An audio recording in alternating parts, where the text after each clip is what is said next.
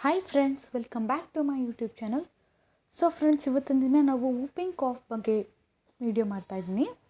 So ಇವತ್ತಿನ video ನಮ್ಮ ಕರ್ನಾಟಕ ರತ್ನ ಆದ ಡಾಕ್ಟರ್ ಪುನೀತ್ ರಾಜ್ಕುಮಾರ್ ಅವ್ರಿಗೆ ಡೆಡಿಕೇಶನ್ ಮಾಡ್ತಾಯಿದ್ದೀನಿ ಅಂತ ಹೇಳ್ತಾ ನಾನು ವಿಡಿಯೋನ ಸ್ಟಾರ್ಟ್ ಮಾಡ್ತೀನಿ. ಫ್ರೆಂಡ್ಸ್, ಇಂಟ್ರೊಡಕ್ಷನ್ಗೆ ಬಂದರೆ, pertussis also known as whooping cough. It is a highly contagious bacterial disease mainly caused by Bordetella pertussis. So ಈ ವೂಪಿಂಗ್ ಕಾಫ್ ಬಂದು ಬಾರ್ಡೆಟೆಲ್ಲಾ ಪರ್ಟುಸಿಸ್ ಅನ್ನೋ ಒಂದು ಬ್ಯಾಕ್ಟೀರಿಯಾ ಕಾಸ್ ಮಾಡುತ್ತೆ. It is characterised by severe cough spells which can contaminate in a whooping sound. Whoop ಥರ sound ಬರುತ್ತೆ when the person breathe, ಉಸಿರಾಡಬೇಕಾದ್ರೆ. Whooping is also known as 100 days cough. Whooping ಕಾಫ್ನ 100 days calf ಅಂತ ಕೂಡ ಕರೀತಾರೆ. Habit of coughing or longer or subsequent weeks or months. So Chinese call it 100 days cough. In a definition ನೋಡೋಕೆ ಬಂದರೆ friends, Pertussis is a acute highly contagious disease which cause classic spasm of uncontrollable coughing that is violent and persistent, followed by a sharp high pitched intake of air which create characteristic whoop sound. Children who have typically illness of pertussis try to take a deep breath between woof results in whoop sound. So ಇದು ಚಿಲ್ಡ್ರನ್ನಲ್ಲೇ mainly ಕಾಸ್ ಆಗೋದು friends. Agent ನೋಡೋದ ಯಾವುದಪ್ಪ cause ಮಾಡುತ್ತೆ ಅಂದ್ಬಿಟ್ಟು, Bordetella pertussis, Bordetella parapertussis, Haemophilus ಹಿಡ್ಫೊಲೈಟಿಕಾ, adenovirus bronchiseptica. So friends, ಇದೆಲ್ಲ agents ಈ whooping ಕಾಫ್ನ ಮಾಡು. So mainly Bordetella pertussis. So ಅದು ನಾನು ಫಸ್ಟಲ್ಲಿ ಹಾಕಿದ್ದೀನಿ. ಇದು ಫ್ರೆಂಡ್ಸ್, ಇದು ಏಜೆಂಟ್ ಬಂದು.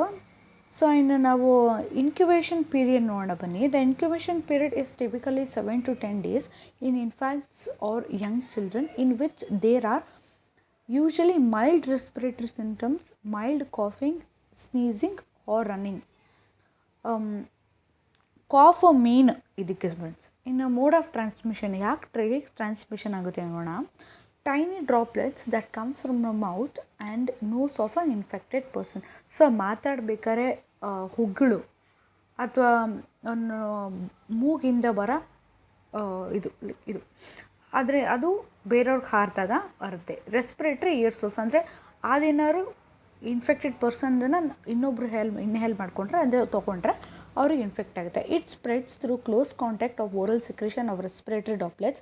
So it's easily spread through the cough, especially when people are in close contact like living in the same house with a person who is suffering from whooping calf.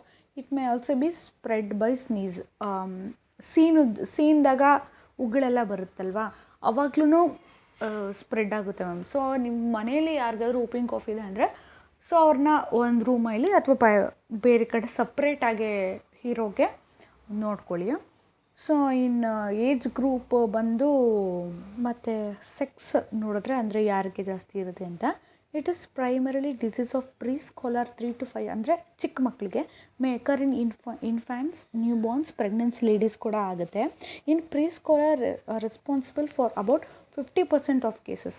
50% ಮಕ್ಕಳಲ್ಲೇ ಬರೋದು ಮತ್ತು immunity power ಕಮ್ಮಿ ಇರೋರಲ್ಲಿ. So ಇದು ಪ್ಯಾಥೋಜೆನಿಸಿಸು. So clinical ಮ್ಯಾನಿಫೆಸ್ಟೇಷನ್ಸಲ್ಲಿ ಬಂದರೆ friends, ನಿಮಗೆ 3 stage ಇರುತ್ತೆ. ಅದು cathedral stage ಆಯಿತಾ, ಅದನ್ನು ಪ್ರಾಕ್ಸಿಮಲ್ ಸ್ಟೇಜ್ ಅಂತಾರೆ.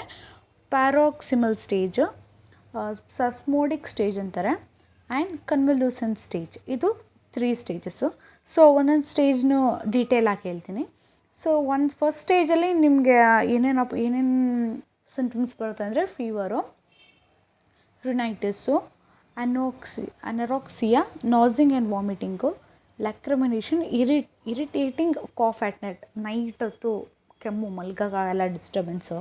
ಸೊ ಇನ್ನು ಸೆಕೆಂಡ್ ಸ್ಟೇಜಿಗೆ ಬಂದರೆ, ಆ typical attack consider repeated series of cough and explaining followed by the sudden deep violent inspiration, characterised crowing sound ಅಂದರೆ ಒಂಥರ ಅಂತ ಈ ಥರ ಒಂಥರ ಸೌಂಡ್ ಬರುತ್ತೆ. ಆ್ಯಂಡ್ ಅಲ್ಸರು, ಟಂಗಲ್ಲಿ, sweating, congestion of neck and vein. Patient appears suffocated with congested red face R with or without cyanosis. Patient ಮುಖ red colour ಆಗುತ್ತೆ, ಸೈನಸಸ್ ಇರ್ಬೋದು, ಇಲ್ಲದೇ ಇರ್ಬೋದು. Mouth opened, oedema, subconjunctival haemorrhage, malnutrition due to vomiting, ಈ ಥರ ಎಷ್ಟೊಂದಿದೆ. ಇನ್ನು third ಸ್ಟೇಜಿಗೆ ಬಂದರೆ disturbing cough and vomiting stops. Disturb ಅಂತೂ ವಾಮಿಟ್ ಸ್ಟಾಪ್ ಆಗುತ್ತೆ. ಹ್ಯಾಬಿಟ್ ಫಾರ್ಮ್ಸ್, ಅದು ಈ ಕೆಮ್ಮೋದು ಒಂಥರ ಹ್ಯಾಬಿಟಾಗಿ ಉಳ್ಕೊಂಬಿಡುತ್ತೆ ಫ್ರೆಂಡ್ಸ್, ಆ ಥರ ಆಗಿಬಿಡುತ್ತೆ ಥರ್ಡ್ ಸ್ಟೇಜಲ್ಲಿ. ಸೊ ಇನ್ನು ಲ್ಯಾಬ್ರೇಟರಿ ಡಯಾಗ್ನೋಸಿಸ್ಗೆ ಬಂದರೆ, ಲ್ಯಾಬ್ರೇಟರಿ ಡಯಾಗ್ನೋಸಿಸಲ್ಲಿ ಸ್ವಲ್ಪ ಕಷ್ಟ ಫೈಂಡ್ ಔಟ್ ಮಾಡೋದು. ಅದಕ್ಕೆ ಪರ್ಟಿಕ್ಯುಲರ್ ಟೆಸ್ಟ್ಗಳು ನಾವು ಮಾಡಿದ್ರೆ ಗೊತ್ತಾಗುತ್ತೆ. ಪರ್ಟಿಕ್ಯುಲರ್ ಟೆಸ್ಟ್ ಯಾವುದಪ್ಪ ಅಂದರೆ CBC, ಕಂಪ್ಲೀಟ್ ಬ್ಲಡ್ ಕೌಂಟು. ಅದರಲ್ಲಿ ಏನಾಗಿರುತ್ತಪ್ಪ ಅಂದರೆ ಲಿಂಫೋಸೈಟ್ಸ್ ಜಾಸ್ತಿ ಇರುತ್ತೆ. ಚೆಸ್ಟ್ ಎಕ್ಸ್ರೇ ಮಾಡಬೇಕಾಗುತ್ತೆ. ಆ್ಯಂಡ್ ಎಲೈಸಾ, ಏನೇನು IgM, IgG, IgA ಡಿಟೆಕ್ಷನ್ ಮಾಡಬೇಕಾಗುತ್ತೆ. ಮತ್ತು ನೇಸೋಫ್ರಾಂಜಿಯಲ್ ಸ್ವ್ಯಾಬ್ ಕಲ್ಚರ್, ಆಯಿತಾ. ಆ swab it is like stage 1ನಲ್ಲೇ ಕಲೆಕ್ಷನ್ ಮಾಡಿ ಅದನ್ನು ಕಲ್ಚರ್ ಮಾಡಬೇಕಾಗಿರುತ್ತೆ ಫ್ರೆಂಡ್ಸ್. ಇದೆಲ್ಲ ಲ್ಯಾಬ್ರೇಟರಿ ಡಯಾಗ್ನೋಸಿಸ್ ಆಯಿತು. ಸೊ ಇದನ್ನು ಹೇಗೆ ಪ್ರಿವೆಂಟ್ ಮಾಡಬೇಕು ಅಂದರೆ, cover your mouth and nose with kerchief or with your hands while. ಕೆಮ್ಮಬೇಕಾದ್ರೆ, ಸೀನ್ಬೇಕಾದ್ರೆ ಕೈಯಲ್ಲಿ ಅಥವಾ ಕರ್ಚಿಫಲ್ಲಿ ಮುಖನ, ಮೂಗನ್ನ ಮುಚ್ಕೊಳ್ಳಿ ಫ್ರೆಂಡ್ಸ್. ಎಷ್ಟು ಫ್ರೆಂಡ್ಸ್ ಇವತ್ತಿನ ವಿಡಿಯೋ. ನನ್ನ ವಿಡಿಯೋ ಇಷ್ಟ ಅನಿಸಿದ್ರೆ ಲೈಕ್ ಮಾಡಿ, ಶೇರ್ ಮಾಡಿ, ಸಬ್ಸ್ಕ್ರೈಬ್ ಮಾಡ್ಕೊಳ್ಳಿ ಫ್ರೆಂಡ್ಸ್. ಇವತ್ತು ಅಪ್ಪು ಸರ್ ಬರ್ತಡೇ. ಅಪ್ಪು ಸರ್ನ ಮಿಸ್ ಮಾಡ್ಕೊತ ಹುಟ್ಟುಹಬ್ಬದ ಶುಭಾಶಯಗಳು ಸರ್ ಅಂತ ಹೇಳ್ತಾ ಇವತ್ತಿನ ವಿಡಿಯೋ ನಾನು ಮುಗಿಸ್ತೀನಿ. ನನ್ನ ವಿಡಿಯೋ ಇಷ್ಟ ಆಗಿದ್ದರೆ ಖಂಡಿತವಾಗೂ ಶೇರ್ ಮಾಡ್ಕೊಳ್ಳಿ. Thank you one and all.